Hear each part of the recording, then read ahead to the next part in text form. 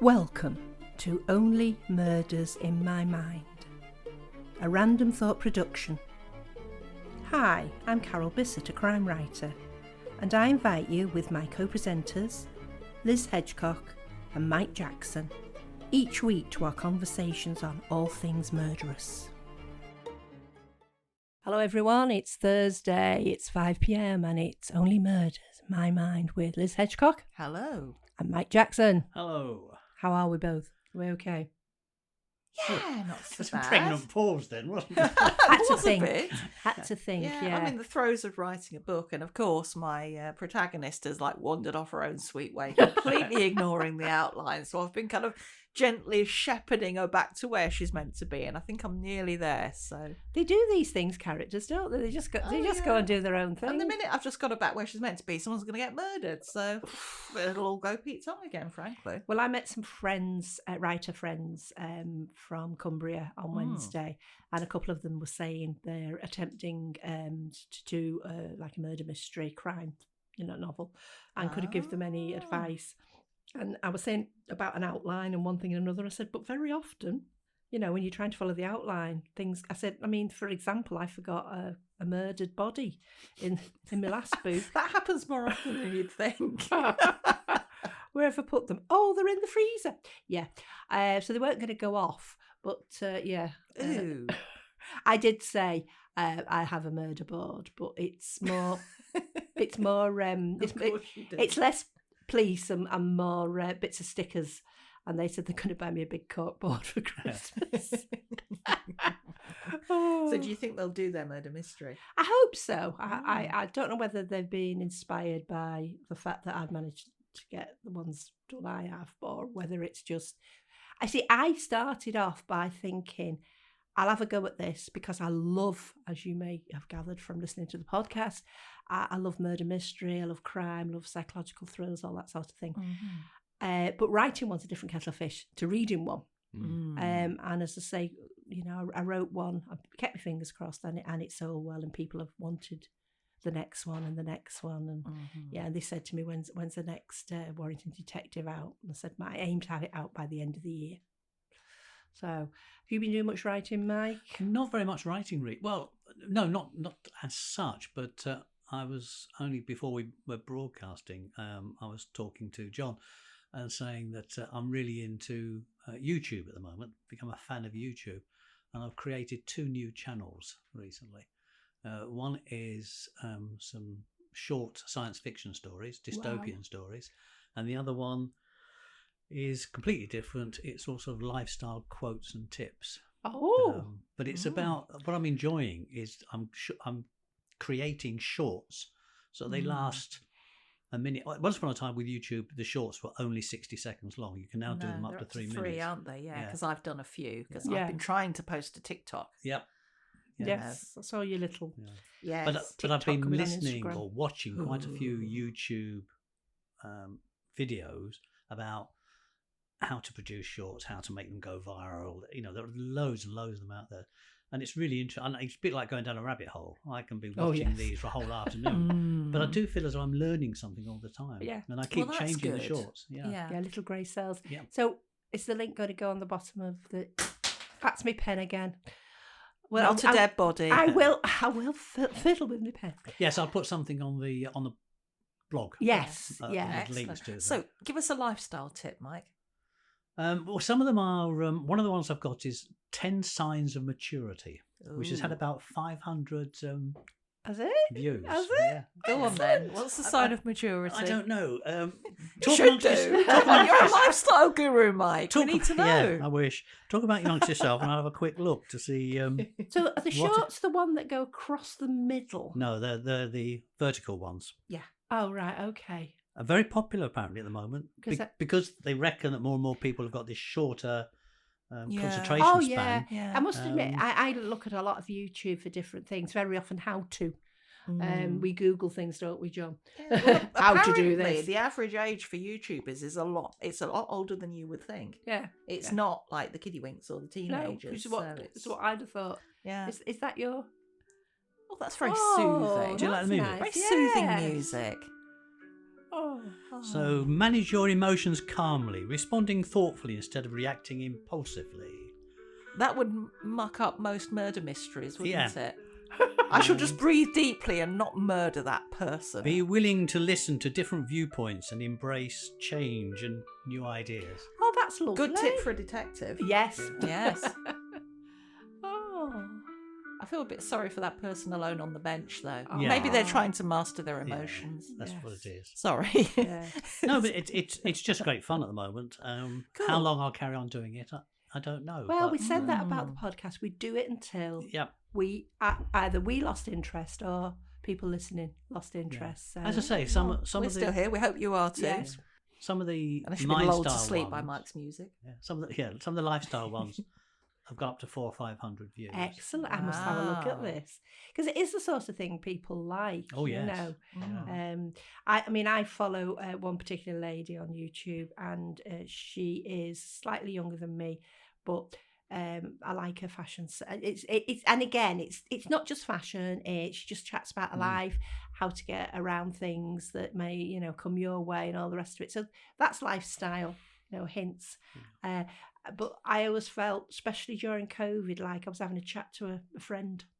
Is that sad? Well, but no, I think you just look for comfort where you can get it during the whole lockdown period. Yeah. But talking about the screen and people finding fame and transferable skills and things like that, what are we talking about today? Richard Osmond. Ooh. Da, da, da. That was a segue. It Yeah. was. Well, I mean, there is somebody who had transferable skills. Oh, definitely. Oh, You know, yes. When you think of where his fame came from, which is very much television, and then suddenly he's writing a bestseller. We do discuss what we're going to talk about. Honestly, we do. And we do have notes and things. But didn't one of you say that he got the job on what was the quiz program? Pointless. He got the job on Pointless by accident or mistake or Well, wasn't something? he the producer? He was a producer at Endemol that made That's right, Pointless. yes. And he was Ah. just filling in while they found someone to star with Alexander Armstrong. Yeah. And I think they were auditioning people at the same time, and eventually they said, "You know what? You're the best one." So Yeah. And I think he was quite hesitant about being on screen because obviously he's been a backroom person for so Yeah. long. But yes, and now he's there, and he's got House of Games as well. Yes. Out of game. Has he stepped down from Pointless now? Yes, he Yes. has. Yeah. Somebody else has taken But of course, over. he apparently he went to. It's where he met Alexander Armstrong at Cambridge. They were both at Cambridge together. Oh, right, okay. So they knew each other from there. beforehand. And as Liz was saying, he was a creative director of Endemol, which produced Pointless. All sorts of They've also lifestyle-y, done- quiz showy Yeah, things. Deal, No Deal. Yeah. Weren't they Big 8 Brother out of as 10 well? cats. Sorry? Weren't they Big Brother as well? I don't know. And they I don't might know. possibly be the Traitors. Massive company. Yeah. Wow. I know. All sorts. I did not realise that at all. So So- yes, he was a big backroom cheese, if you 'Cause can be such a thing. I used to watch it a lot, and I think I watched it because of him, because he was so knowledgeable and a very dry sense of humour. He used to make me smile, sort Yes, of thing. But yeah, and I mean, I know he had it all written down on a sheet, but he'd go off and say something else about. Yeah, the funny thing is, though, one of the things I found out when we were doing the research for this is that he was born with nystagmus, an eye condition that significantly reduces his vision, making it difficult for him to read an auto cue. So he tends to learn his scripts by heart Wow, see that again. as a result. Oh, in case you don't know, nystagmus is a rapid movement from left to right of the eyes, and yes, it would. He's obviously had something done about it because I've never noticed it. I've got my granddaughter suffers Yeah. with it, and she's had an operation at some stage, which has partly cleared it. But Yes. when she's tired, you can definitely see it. Yeah, I'm thinking that's probably the same. And she him. also struggles with lighting. Yes. it doesn't help. Now, when you're in a television studio, Oh, yeah. there are lights all over the place. Yeah, So I should true. imagine it must make it very difficult. Because he for didn't him. wear dark glasses or anything like No. that, did No. he? You know, No. tinted glasses, which would help. And I didn't know that either. No. So, yeah, a man of many talents. And I don't know why he decided to, why does anybody decide to write? I think what I've read is that he had been visiting his mum, who was in a retirement village for about That 14 would make years. sense.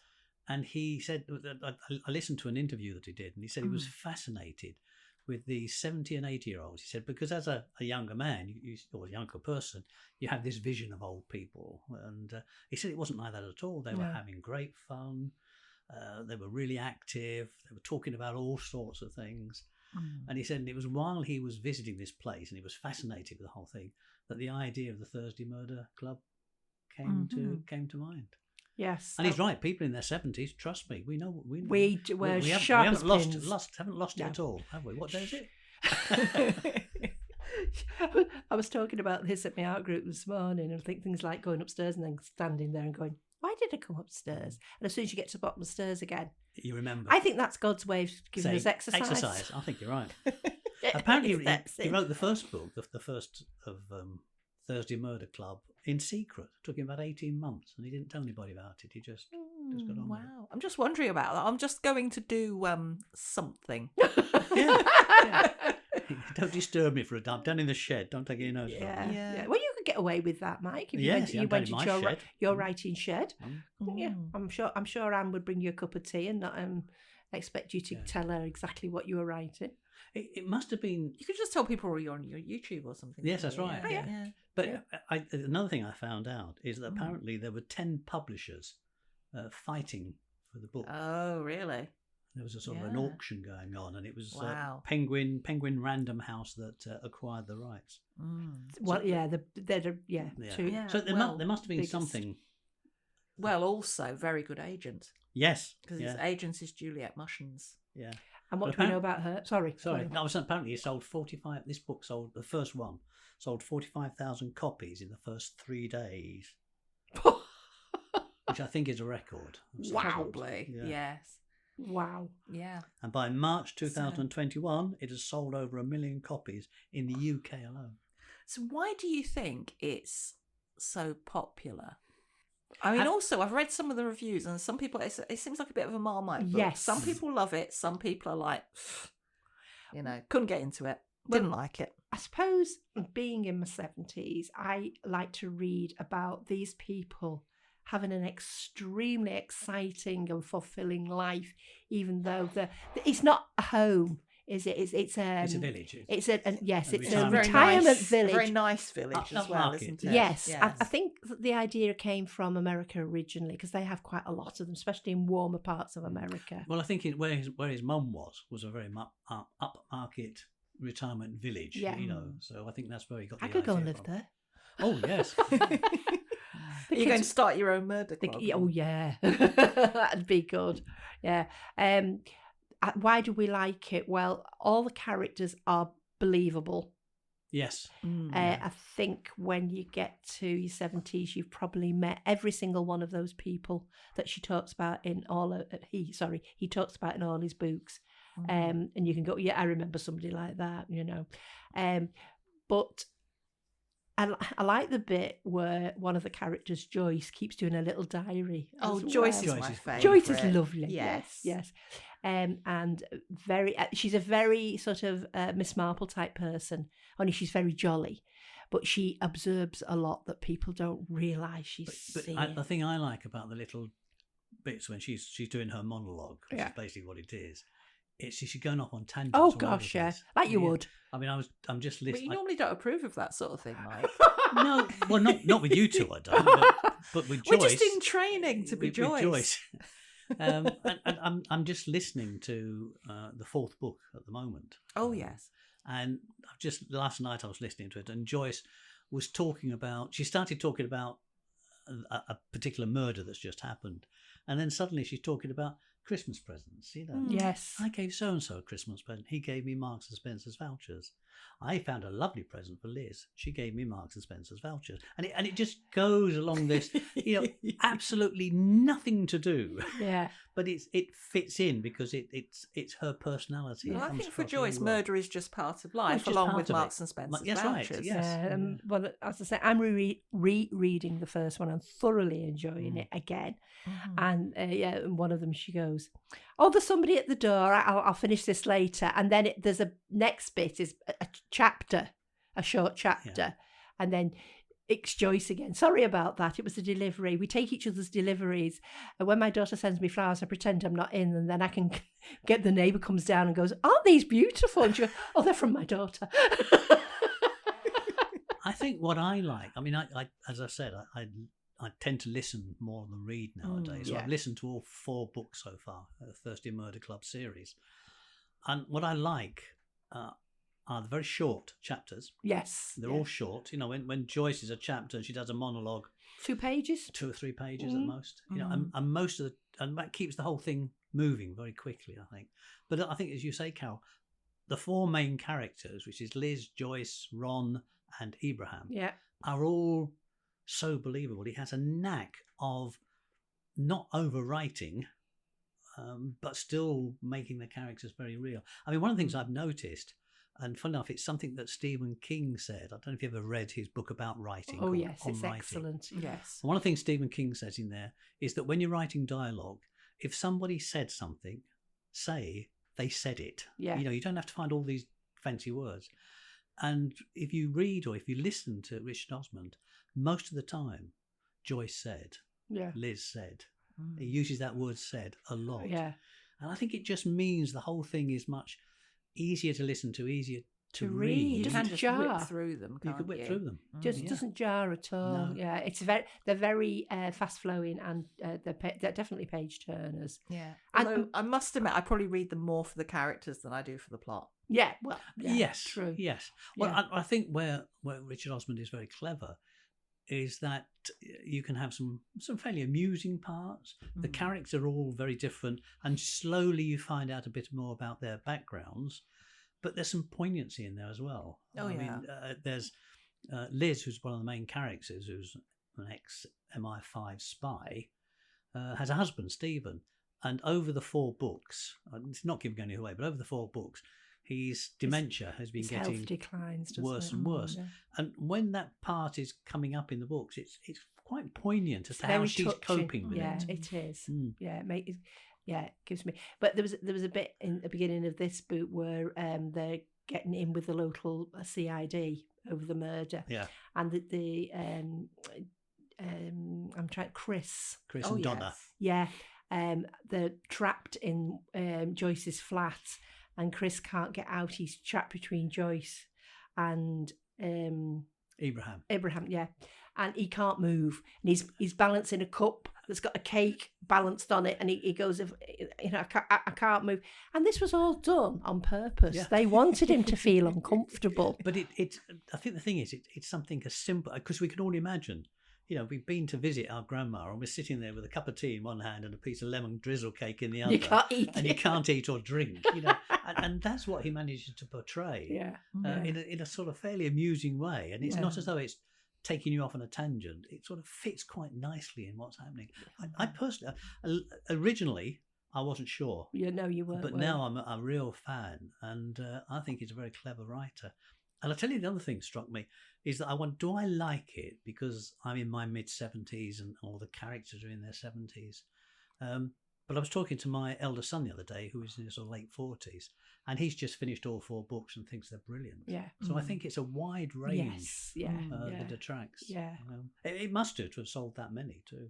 Yes. Yeah, and then they're making a film, of course. Oh, yes. Yes. Of yes. the first one. Yeah. So. Now that film is going to be interesting because having listened to 3 and halfway through the 4th book, Helen Mirren as Elizabeth, yes, spot on. I can see that one.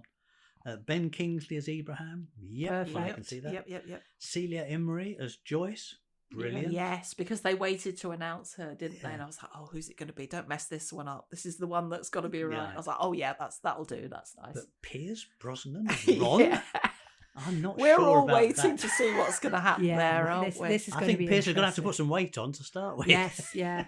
Well, 'cause- I have to say, it didn't look like he had when they took pictures of No. the shoes at all. no, Ron the Red. Yes, Yes, he's Because he's a union. yeah. I Used to think be a it- friend of Arthur Scargill. Yes, Yeah. I think that's the sort of the character they're trying to get over. He was a And, militant back in he the miners' was, strike and yeah. around there. and he's got a famous son who's Richie. Yes, who's a Boxer. ex-boxer. Yeah, he's an All a bit ex-boxer. dodgy. Yeah. West Ham supporters, and there are certain things you can forgive and certain things you can't. Yeah.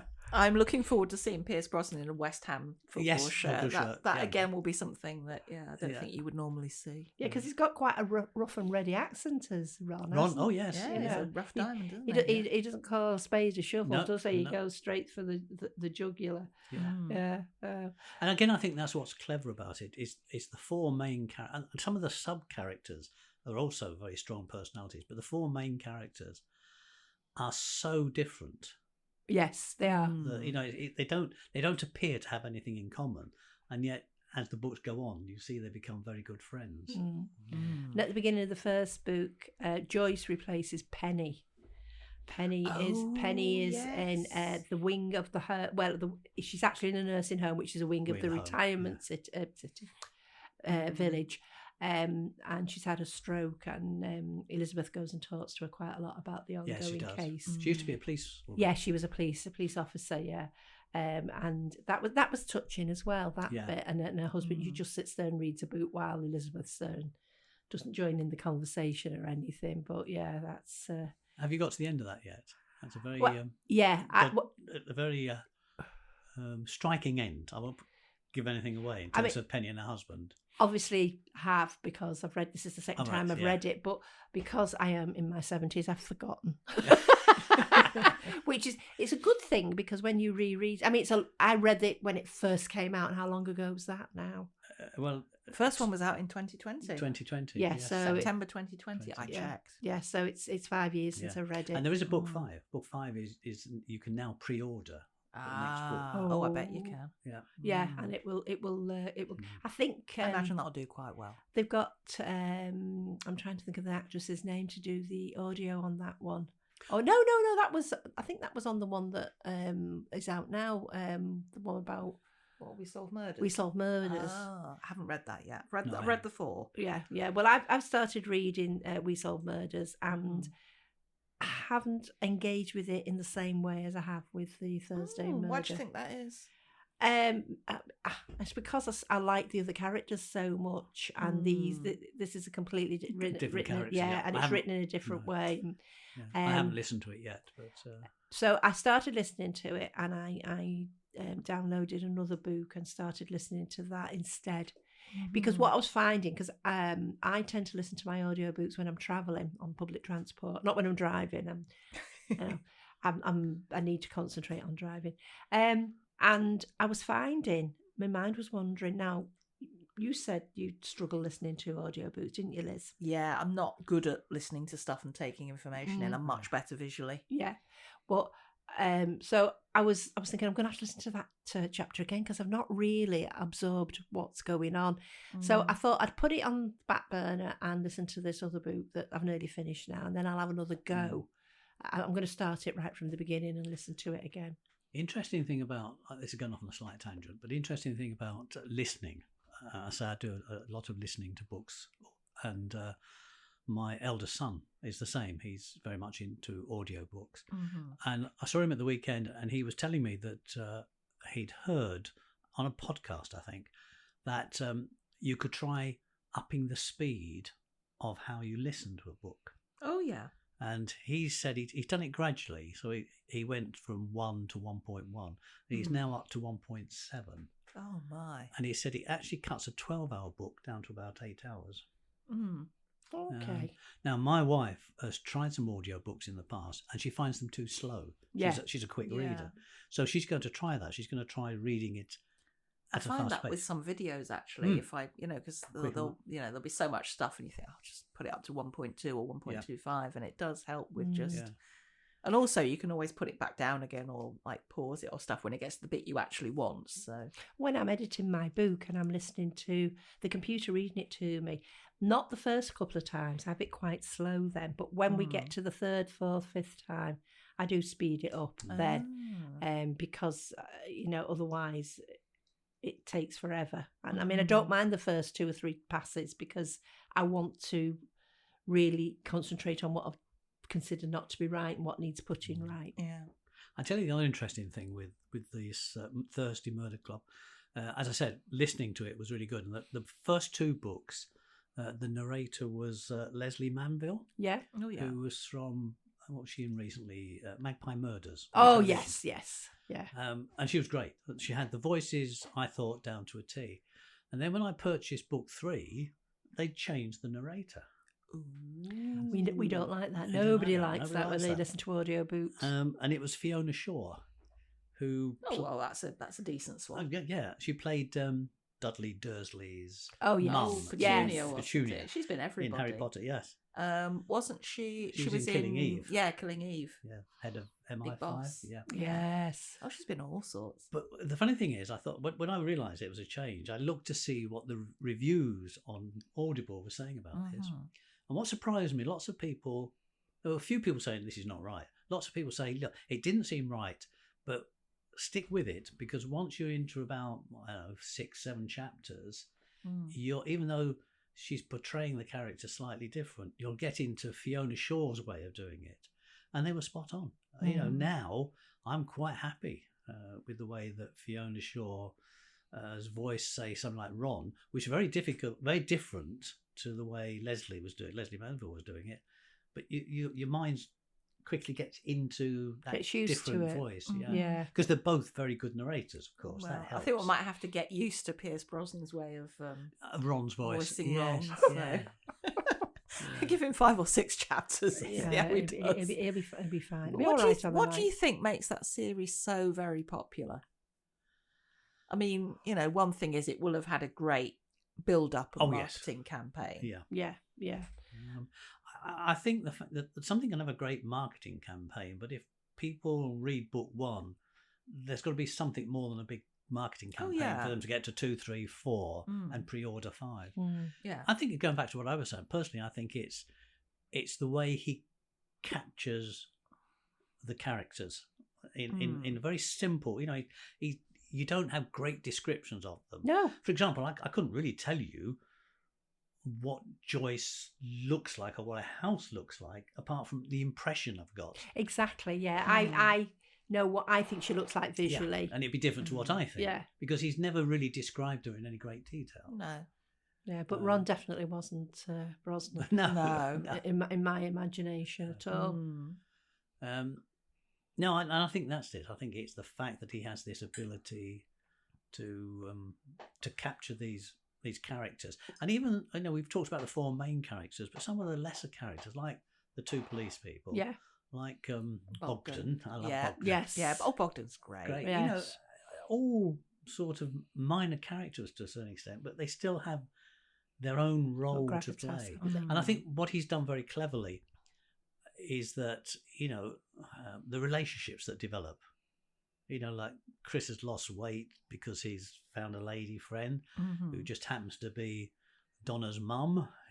Bogdan, I don't want to give too much away, but Bogdan has a girlfriend now, which nobody was expecting. And you've got all these other characters who have almost not insignificant parts, but much smaller parts, but he still manages to build them up in such a way that they become very clear in your own head. Yeah, I think also because it's multiple points of view. Yes. So it's not through one person. That's so right. you will get Ibrahim's point of view. Yeah. You will get Joyce's. You will definitely get Joyce's point of view. Yeah.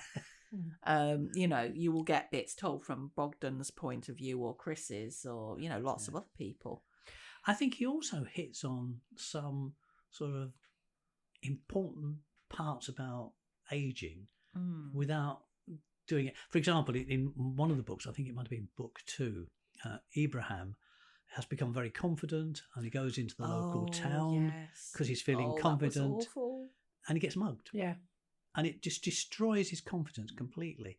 Mm. And while it wasn't done in a horrific way or anything like that, but it was done in a very poignant way. In a It way, was just so sad. it was sad, It was really because you sad. could picture It happening. somebody being a bit older. Mm. Suddenly, their confidence is not because of something that happened. Yeah, and Mm. it doesn't even have to be, that would be very traumatic. Yes. Yeah. Yeah. You And know. that's when you need your friends around. Yeah. And yes, and that's exactly what happens. He does have his Mm. friends around him, but again, it was almost. And I think that's what Richard Osman does. He has a number of sort of side stories going, Mm. Yes. and he manages to weave them into all of the books, so that you Yeah. continue to see the. I think that's what it is. You see these you continue to see these characters develop Yes. book by book, Yeah, and therefore yeah. you want to read the next book to see What how's they that do. relationship going, Yeah. or how's Stephen's dementia. Yeah. You know, I mean, I think, I would quite like to read a novel by Richard Osman that wasn't a mystery. right.